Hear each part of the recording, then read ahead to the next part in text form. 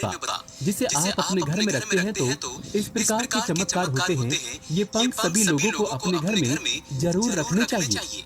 अगर आप भी वास्तु के नियम को फॉलो करते हैं या फिर हिंदू धर्म में थोड़ी बहुत देवी देवता एवं दैविक शक्ति के ऊपर में विश्वास रखते हैं, तो इन पंखों को आप जो है रखना शुरू कर दें।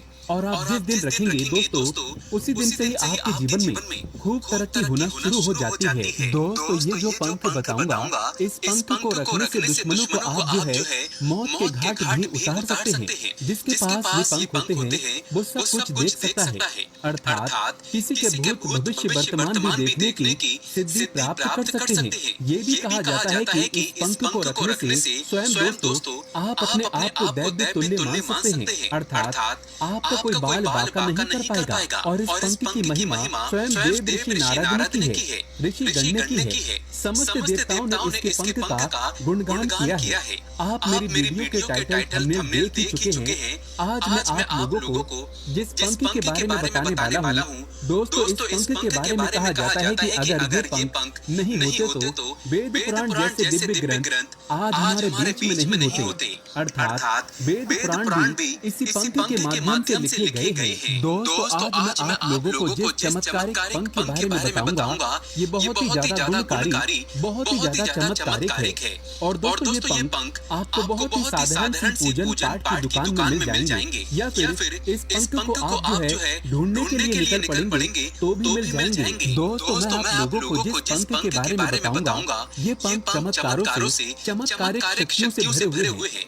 इनके चमत्कारिक शक्तियों के बारे में बताऊंगा, किस प्रकार से इस पंख की मदद से आपको चमत्कारिक शक्तियां प्राप्त होंगी। आइए जानते हैं। वैसे रावण संहिता में भी इसके बारे में स्पष्ट जानकारी लिखी है। रावण स्वयं कहते हैं, रावण संहिता प्राचीन ग्रंथ है जिसमें कई प्रकार के पंखों का उल्लेख मिलता है। उसी कर्म में कौवे के पंख का उल्लेख मिलता है, उल्लू के पंख का उल्लेख मिलता है और मोर के पंख का उल्लेख भी मिलता है। ये तीनों पंखों का मैं आज आप लोगों को दुर्लभ चमत्कारिक प्रयोग सिखाऊंगा। वीडियो को बिल्कुल ही आज आधे बीच में छोड़ करके मत जाना। दोस्तों, महामूर्ख होगा वो व्यक्ति जिन्हें फायदा नहीं लेना है। ऐसे व्यक्ति इस प्रकार के वीडियो को, इस प्रकार के अमूल्य जानकारी को आज छोड़ करके जाएगा, क्योंकि इस जानकारी से आप स्वयं का भला करेंगे और आप दूसरों का भी भला कर पाएंगे। तो दोस्तों, पहले कर्म में हम कौवे के पंख की बात करते हैं। कौवे को काक कहा जाता है और प्राचीन ग्रंथ के अनुसार कौवे ने अमृत की कुछ बूंदें चखी थी। इसलिए दोस्तों, इसके कहे हुए शब्द सच होते हैं। आज भी कौवे जो शब्द बोले वो शब्द सच होते हैं। घर में मेहमान आने के पूर्व ये हमें मेहमान आने की सूचना देते हैं। और कौवा शनि का प्रिय वाहन भी है और कौवा पितरों का स्वरूप भी माना जाता है, पितरों के प्रतीक माना जाता है। शास्त्रों में भी बताया जाता है कि कौवे को रोटी खिलाने से पितृ दोष एवं काल सर्प दोष समाप्त होते हैं एवं धन धान्य की प्राप्ति होती है। कौवे को रोटी खिलाने से शनि देव प्रसन्न होते हैं एवं शनि की पीड़ा भी दूर होती है। दोस्तों, रावण स्वयं कहते हैं कि जो व्यक्ति धनवान बनना चाहते हैं, ऐसे व्यक्ति को शनिवार के दिन कौवे का पंख अपने घर में लाकर के, बिल्कुल ही कौवे के पंख अपने घर में लाकर के सर्वप्रथम तो कुछ समय के लिए जो कौवे के पंख हैं उसे एक तेल बताऊंगा उसमें डुबाना होता है। इससे ये पंख सीधे होते हैं और इसे घर के कौन से स्थान में रखना होता है वो आपको बताऊंगा। जानकारी बताने से पहले, वीडियो में आगे बढ़ने से पहले, अगर आप भी दोस्तों शनिदेव को दिल से मानते हैं तो कमेंट बॉक्स में जय शनिदेव जरूर लिखना। और हाँ दोस्तों, अगर आप भी इस प्रकार की ज्ञान भरी जानकारी को सीखना चाहते हैं तो आप हमारे चैनल के साथ जुड़ सकते हैं। तो चलिए जानते हैं। तो जब आप कौवे के पंख लाएंगे तो कौवे के पंख आपको पूजन पाठ की दुकान पर मिल जाएंगे। आप किसी भी पूजन पाठ की दुकान से ले आइएगा तो इसे कुछ समय के लिए सरसों के तेल में रखिएगा। शनिवार के दिन लाते हैं तो बहुत ही शुभ और मंगलकारी माना जाता है। तो कितनी संख्या में लाना होता है? ये 8 की संख्या में लाने होते हैं। 8 जो है कौवे के पंख लाइएगा और इसे लाने के बाद सरसों के तेल में डुबा करके रखिएगा। फिर इसे सुखा करके काले कपड़े में लपेट करके घर के मुख्य द्वार पर आप जो है काली रस्सी से या फिर काले कपड़े से टांग दें। तो आप इस उपाय को जैसे ही घर में करेंगे इसे टांगेंगे काले कपड़े में बांध करके, तो ऐसे व्यक्ति के घर में साक्षात शनिदेव की कृपा बरसती है। ऐसे व्यक्ति पर शनि हमेशा प्रसन्न रहते हैं। ऐसे व्यक्ति जल्दी धनवान बनते हैं। ऐसे व्यक्ति के घर के लोग बहुत तरक्की करते हैं और जो ये उपाय करेंगे स्वयं तरक्की करेंगे ही करेंगे। उनके घर परिवार में जितने भी लोग रहते हैं, ध्यान से सुनिएगा, आपके घर परिवार में जितने भी लोग रहेंगे वो सभी तरक्की करेंगे और आपके घर को नजर दोष नहीं लगेगा, किसी का किया कराया नहीं लगेगा और आप जो है सुखी संपन्न व्यक्ति रहेंगे। आपका घर कवच में बन जाएगा और शनिदेव की साक्षात आपके ऊपर में, आपके घर परिवार के संपूर्ण लोगों के ऊपर में कृपा दृष्टि बनी रहेगी। ये उपाय जरूर करना।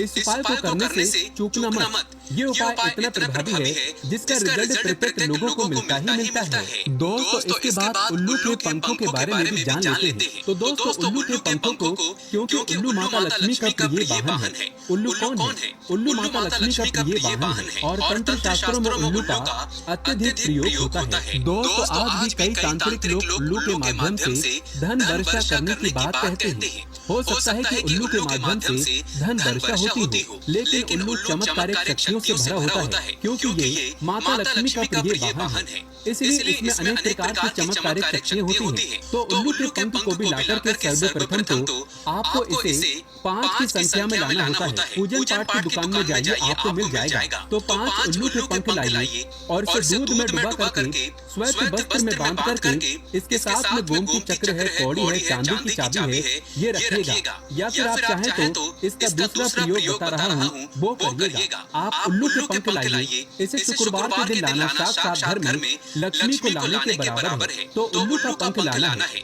उल्लू के पंख को लाते हैं तो इसे गंगा जल से स्नान करा दीजिए और इसमें रोली, तिलक, चंदन जो देवी देवताओं की पूजा करते हैं उसी प्रकार से इनकी पूजा करें माता लक्ष्मी के फोटो के सामने में, और फिर इसे लाल कलर के कपड़े में रखें और लाल कलर के कपड़े में इसके साथ में 5 गोमती चक्र, 5 कौड़ी, चांदी की एक चाबी, ये आप जो है रखिएगा और 1 रुपए का सिक्का। फिर इसकी पोटली बना करके आप जो है इसे घर के धन स्थान पर रखिएगा। कहाँ पे रखना है तो आपको बता दें, इसे अपनी पोटली बना करके धन स्थान में रखना है। या फिर दोस्तों, आप चाहें तो माता लक्ष्मी जी की जो तस्वीर है, मूर्ति है, उनके सामने में इनकी पोटली बना लीजिए और इसकी पोटली को आप जो है रख लीजिएगा। ये कोई साधारण पोटली नहीं है, ये धन खींचने की चाबी मानी जाती है और ये धनदायक पोटली मानी जाती है। तो आत्मिक धन प्राप्त करने के लिए, धन आकर्षित करने के लिए इस प्रकार की पोटली आप जो है तैयार कर सकते हैं। दोस्तों, आप जानते हैं मोर के पंखों के बारे में।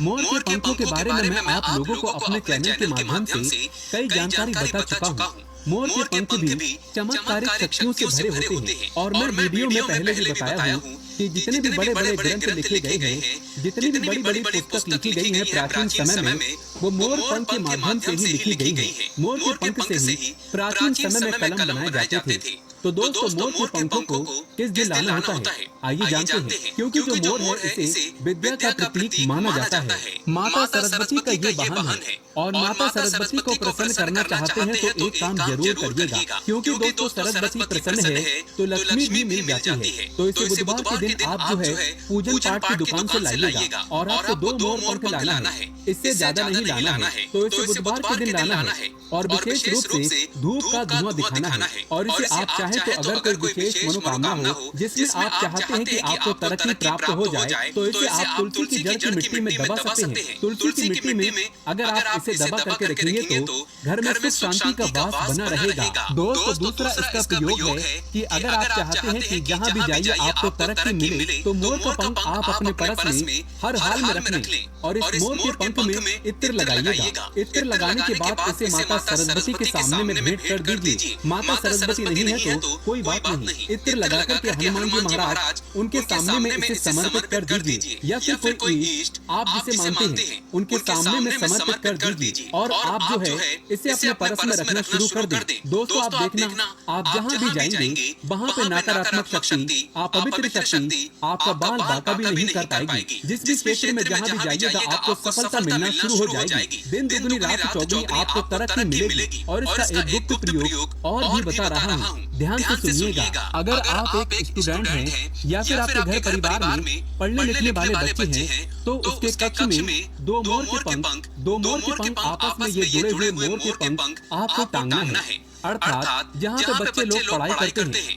वहाँ पे दो मोर के पंख टांग दीजिएगा। दोस्तों, इससे उनकी विद्या अध्ययन में किसी भी प्रकार की जो रोड़ा आती है, रुकावटें आती हैं, परेशानी आती है, वो परेशानी नहीं आएंगी। और जो भी वो याद करेंगे किया हुआ याद कभी नहीं भूलेंगे और अति शीघ्र याद होता है। ये बच्चों के उज्जवल भविष्य के लिए बहुत ही उत्तम प्रयोग होता है। दोस्तों, अगर आप शिक्षा के क्षेत्र पर, बिजनेस के क्षेत्र पर हर मोड़ पर कामयाबी प्राप्त करना चाहते हैं अपने उज्जवल भविष्य के लिए, तो सच्चे दिल से कमेंट बॉक्स में लिखें, जय माता सरस्वती। माता सरस्वती हमेशा आपको तरक्की प्रदान करेंगी। जय माता दी।